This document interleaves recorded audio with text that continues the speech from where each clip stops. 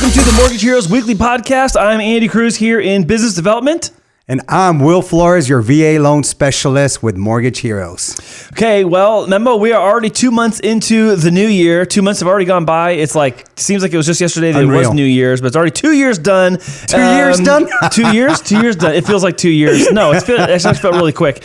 There's been a lot of chatter about mortgage and real estate so far this year, and I can't believe there's still like 10 months left. But today, I want to ask you, what are some of the big headline stories that are already developing that are going to define 2023 in your opinion? Oh, well, we already know. For sure, rates, the Fed's going to increase the rates. Yep. Okay. That's been the fun one. I got that here. And we did notice the difference already. So yeah, as far as they're announcing and just kind of, the last meeting is just, it put the brakes on things.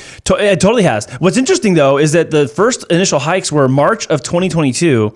And some of what they're hoping they see happen is just now starting to take effect, like an entire year later.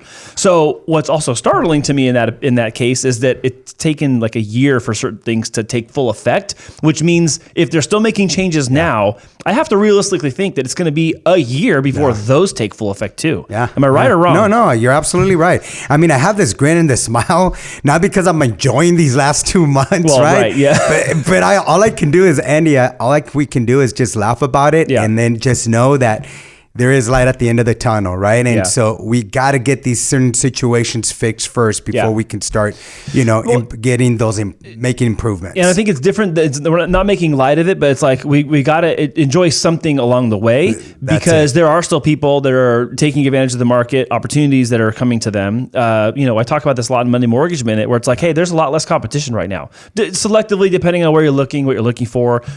Side note, I heard about a listing in Bonita, like maybe 2 or 3 weeks ago, that had 50 people come through, still in this market. It's Bonita. Because, so number one, it was Bonita. Number two, it had land and no ADU yet. That was the other thing. And the third thing, it was single story. So I was like, oh, well, there's why you got 50 people at that place. But anyways, there are still people taking opportunities. So we're not trying to make light of a dire situation and the difficulties in the market. I mean, Andy, we had a couple offers that got accepted, luckily, but we're competing with 5-6 other offers still. Oh, yeah. So but it's those not things 40 are still all the happening. time. No. But then that was also a couple of weeks ago. Yeah. So we turn the page in here into March. And so, yes, I agree with you 100% that rates and the Fed is obviously one of the key headlines already defining 2023. I hate that because I would love for it to be rates on the decline, not rates on the remaining elevated kind of level. But that is what we find ourselves with. What it is. Here's the other thing I'm going to say in conjunction with the Fed. And this is one I wrote on the list to bring today is the word transitory. Oh my God. I think it's been long enough now, and there's been enough talk about this in a lot of other channels and a lot of other platforms that was a bunch of garbage. I'd like to believe that in the beginning, maybe they did feel like it was going to be transitory. That's fine. That's a fair assessment. That's fair to give people hope and optimism. Transitory. What does that mean, Andy? That we would only experience elevated prices for a short period of time. Wrong. That turned out to be wrong. Really wrong. In fact, so wrong that at their last Fed meeting, they're now saying they're concerned that if we can continue paying the elevated prices, they're worried about it becoming entrenched. So now the new word is entrenched. I honestly think when we look back at 2023, this is going to be one of the pivotal points where transitory didn't happen and entrenched is now going to be the concern. There you go. That's already a headline writing itself. Yeah. Well, I'm glad you understand that word because, most people probably won't. But that is exactly what we're going through it. Exactly. In these years of mortgage industry, I've heard the word. I never saw it actually come to play. Right. And now here we are. We have Jerome Powell, like, pow, pow, pow, pow, pow, pow, pow, pow, gotcha. He certainly's been getting us. Hammering. But I also understand why he has to say that because it's happening. And you see this when I do Monday Mortgage Minute and I dump all this data on you guys. It's like I see it week over week. Inflation remains high. It remains hot. It's not going down. It's positive instead of negative. Like, of course they're worried about it being entrenched, which makes me kind of a little bit angry, to be honest, about this whole transitory garbage. Yeah. It's the stuff that's happening, Andy, and I think it's just going to continue happening. So. So that one for sure, I think is going to come for the rest of the year to be on headlines. I have another one that is housing related, which is low inventory. Yes. This is low building permits, low resale, longer listing times, less value, less properties on the market, and then values holding their high prices. That's it. Yeah, and we're going to still continue to experience that. I mean, why would people want to sell right now when they have a 2.25%? I mean, we practically refinanced everybody in the last couple of years. Well, no, that's true. That's true. The most origination volume ever was written in 2021. 2020 and 2021 were the highest. Yep. And we never saw rates for a 30-year fix until then. And so who else do we have now? Right now, why are people in a rush to... They probably don't. Yeah, so I think the 50 families that you saw in Bonita, right, are people who are, well, let me just see what this may look like. Yeah. Doesn't necessarily mean that house is already off the market, you know? Right. Yeah, of course. So, of course, it was interesting to me that there's still not many people because inventory is an issue. Yeah, I mean, we see absolutely. inventory kind of up, it's kind of propping up prices a little bit. I know loan rates are actually keeping originations down, but I think that the inventory storyline is going to carry through the rest of the year because the only thing that's going to bring more inventory to the market is people losing their homes or new builders releasing and building homes. Because the people that are foregoing them just because like, oh, I just want to move, that's not happening. But let me stop you there with the builders. I mean, we already see how difficult it is to get permits right now, how long it's taking. Heck yeah. We just saw just here in San Diego County, they had to hire 2 third-party companies. That's right. Yeah. You know what I mean? So what do builders deal with it? Just to catch up. Exactly. So I don't think builders are going to be too excited to build right now. I think they're probably saying, whoo, we dodged a bullet here right now. You know what I mean? I think you have a variety of issues, right? So we want to see pricing come down. That'd be in the favor of home ownership and getting more people in home ownership. Correct. That's aided by lower rates. But if you have elevated material costs and high labor costs, then you can't deliver the home at a lower price when everything to make the home is more expensive. Yeah. And also when you're hearing the news at the Fed, well, obviously we already know they're going to meet on March 20th. Yeah. March 22. March 20, to the 21st to the 22nd. Yeah, correct. Mm-hmm. So we already know that there's going to be another Fed funds rate hike, right? We already know that. We already see that. Yep. CPI that you've been discussing for the last year and change. Absolutely. It still hasn't been in our favor. Right. And inflation still isn't there. So we already know the Fed has to go out there, increase the Fed funds rate. Yeah. Builders hearing this information, we already know, why would I want to build? Right. Yeah. My house is going to stay stagnant. I'm going to have to offer all these incentives, free solar, free upgrades, tankless water heater, that stuff. Yeah. So we have all these things that they're going to offer. So as a builder myself, I'd probably be like, maybe I'll hold off a little bit right now. If they can afford to wait, then they can afford to wait. That's absolutely. Yeah. So. Okay. It's a fun market. What's another headline you think is kind of already starting to creep its way into just being 2023 will be known for this? Oh my God. I you know what? As a matter of fact, probably some of the biggest layoffs. Oh man. Yeah. Okay. That's a good one. No, that's a good one. Yeah. That relates. That's what we continue to see, right? Mm-hmm. As a matter of fact, I just talked to a realtor partner of mine this morning, and one thing he said that I went to our team meeting, and there was a few more layoffs happening. Oh wow. Yeah. So just not as many people are being needed now because we don't have the transactions that are currently happening. So layoffs. I'm going to say layoffs. Survey says. Yeah, I think so. Yeah, if this was Family Feud, it'd be like, oh yeah, all these are on Did I win anything? Yeah, layoffs. And I think the inconsistency of unemployment, now that you brought that up, I think the inconsistency of the employment information is really a problem. That I know some people, I watch people that are talking about this. I know maybe our audience aren't watching some of these other economists and analysts talking about it, but I've heard a number of times now that the misstep at the Bureau that the Bureau of Labor and Statistics made of a 1 million miss is a huge miss that is data that the Fed depends on in order to make some of their policy decisions, and then to later down the line go, oh, oops, we were wrong by 1 million jobs. That's a big deal. So I'm hearing more people talk about that in the space I hang out. Who's making those mistakes? I know, and I don't want to get all conspiratorial, like people, they do it on purpose or not do it or whatever, but it's a problem nonetheless. Regardless of what the reasoning is, it's a problem because the inconsistency of labor causes policy inputs to be accurate and helpful or inaccurate and then more detrimental. Absolutely. All these things have a huge effect. Yeah. Huge effect. So unemployment, I and think we're not comparing apples to apples either, when it comes to unemployment and all that stuff. Totally now, and we've been seeing that for the last over a year and change. You've been discussing that. Yep. they should include this in the unemployment, but they're not considering people who are part-time. They're considering them as full employees. So that doesn't count. That counts in our favor. Well, even good example is when people do layoffs, like these big tech layoffs you're talking about. Yeah. Well, some people that might be close to retirement age or can afford to retire maybe a little sooner, they're not going to be counted in unemployment because they're not filing for unemployment. Yeah. They're retiring early. So it's like, is there a ghost unemployment because they're unemployed? Yeah. And then you can actually find that out when you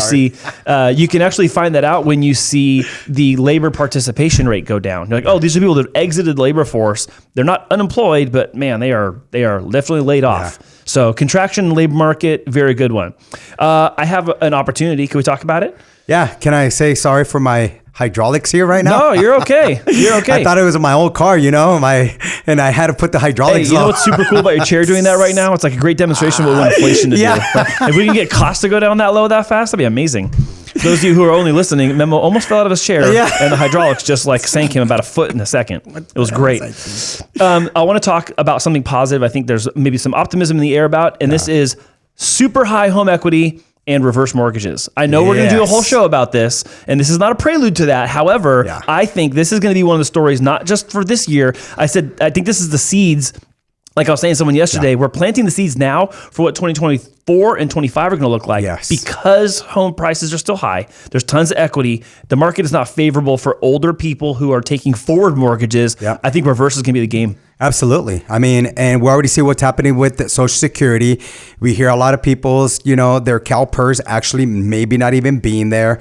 So we're hearing a lot of these things just maybe not be available and accessible, to, our baby boomers. Yep. So if most of them bought, which most of them did, and we already know the highest equity home earners currently, what generation is that? Baby boomers. That's it. Yep. They've been there the longest. They've held it the longest. They have the lowest amount of loan balance outstanding and the highest amount of equity. Exactly. So I think it's just going to be, they're going to hopefully understand how to leverage their current situation to live a better life. And I think this conversation is twofold. And I know we're going to go into this more because we're planning a future show that's just about reverse mortgages. But the reason I brought it up in this one is because there's two audiences for this, in my opinion. There's the people who are the baby boomers who are connected technologically, watching this show on YouTube, or maybe they're listening to it on podcasts and whatever their favorite platform is. But then there's their adult children helping them make decisions. That's correct. And their professional advisors, whether that's their trust and estate attorney, their tax person, or their financial planner. So this conversation is also for you guys listening and watching, is when you're helping your folks and or your clients who are in that age where they qualify for a reverse mortgage, they have tons of equity, they need the money for living expenses. This is a conversation I think we're going to be talking about a lot in 2023 and all the way into 24 and 25. A lot of times, what do? Hey, we go find a home where we put them at. Well, why can't we leverage the home and just retrofit the home to fit our parents' needs or our grandparents' needs, whatever the situation may be. You're just making it more comforting for them. Right? Well, and utilizing what they already currently have to help them stay at home where they're comfortable already. And I think you're actually right now like scratching the surface of something I've talked to other people about, which is the difference between there being physical needs, financial needs, and medical needs. That's it. So where there's a physical and medical need and there's the finances for it, they can be in a home. But I mean, those homes, man, my own grandmother years ago before she passed, she was paying upwards of $9,000 to $10,000 per month for the care she needed. Now, in a reverse mortgage situation, I understand there's no payment. There's no payment. And just using the home's taxes and insurance, that is your only payment. True. There's no traditional mortgage payment. Correct. But that money is going to the household or to the trust or to that recipient to cover expenses that their income or their CalPERS or their Social Security isn't covering. Supplemental. Yeah, it's another way to figure it's supplementing. And so that's why I say this. I present the kind of physical versus financial versus medical, where if you don't have a medical need and you don't have a physical need, but you have a financial need, you're already a candidate for that. And then when the physical and the medical become necessary, you've already covered and captured the financial aspect. Leverage at its best, Andy. Leverage at its best. That is the thing I think I'm most optimistic about. If I'm being super honest about it, I'm optimistic for people who are going to find themselves in that situation needing to tap their equity, and they're going to have a way to do it. Absolutely. We're already starting hearing of that. On another note, we finally received some good news. Oh, yes, that's right. Okay, I just heard about this right before the show. I don't know the details, so tell me what happened today. What was very simple stuff. FHA, the Federal Housing Administration, HUD, they just announced that they are going to reduce the annual insurance premium by 30 basis points. Awesome. You know, 30. So, by 30, which is great, right? A lot of times when we get clients in, what they have what's called a mortgage insurance upfront premium, which is 1.75. That hasn't changed. That'll still say it's the cost of doing business with FHA, right? But anytime you do not put 20% down, you're required to have what's called a mortgage insurance premium. Some people call it a PMI, private mortgage insurance. Well, in our sense, this insurance, instead of being 0.85% for conforming loan limits. That's a huge difference. Okay. They're reducing it down to, I think this is when we first started, Andy, in the industry back in 2006. Dude, yeah. 0.55? That's it. It's going all the way back down. Go. Okay. That's the 30 basis points. Yeah. So it does reduce your payment monthly. And what that allows buyers to do is also increase their purchase price, their affordability. Dude, that's awesome. Yeah, it's good news. We finally saw some good news. Yeah, I mean it's an actual realized savings that are going to help people, and in some cases, I mean, depending on the loan amount, that could be easily $100 or more. Oh month, yeah, no, absolutely. Hundreds of dollars absolutely. I kind of did the math. I put a 300,000 just pretending. Wait, where's that? Yeah, exactly. I don't know. Somewhere in the U.S. I don't know, but somewhere out there. It was 300, and it was about a savings of like $85. So it was at 212, and it went down to 137, something like that, if I recall correctly. Well, then, gosh, at like 400, 500, 600,000, it's going to be markedly different. Yeah, absolutely. Wow. And absolutely. That's awesome. I saw like a headline cross and I didn't read it. And then you were telling me about it right before the show. And I was like, oh, cool. You talk about that. Bring that up. I almost forgot. We just can't bring everything that's going on. We got to bring some good news. You know? That's good. Like I said, there's always light at the end of the tunnel. Yeah. That's really good. Thank you for detailing that. If that piques your interest, any of you who are listening or watching to this, and you're like, oh, hey, I didn't know that, but it actually helps my situation. Maybe that does bump up your approval amount. Yeah, exactly. And it does start March 20th. March 20th. Okay. Correct. So it's 320. It's not in effect yet. It's been announced, and it will take effect on March 20th of 2023. Okay. Awesome. So, that's good news. That's just so people are right now currently approved, and they're out there already searching. Go talk to your loan officer, and then just make them aware. They probably may not know this. Awesome. So hopefully that can give you another, $20,000, $30,000 more of a That's significant. That's a good. Absolutely. That's a good one to end on. Every little thing helps. That's a good one to end on. So I'm saying end on, but is there any final thoughts you had about this conversation of what developing headlines this year? No. I think it's just let's keep our audience, let's keep our clients informed as to what we feel are going to be the necessary.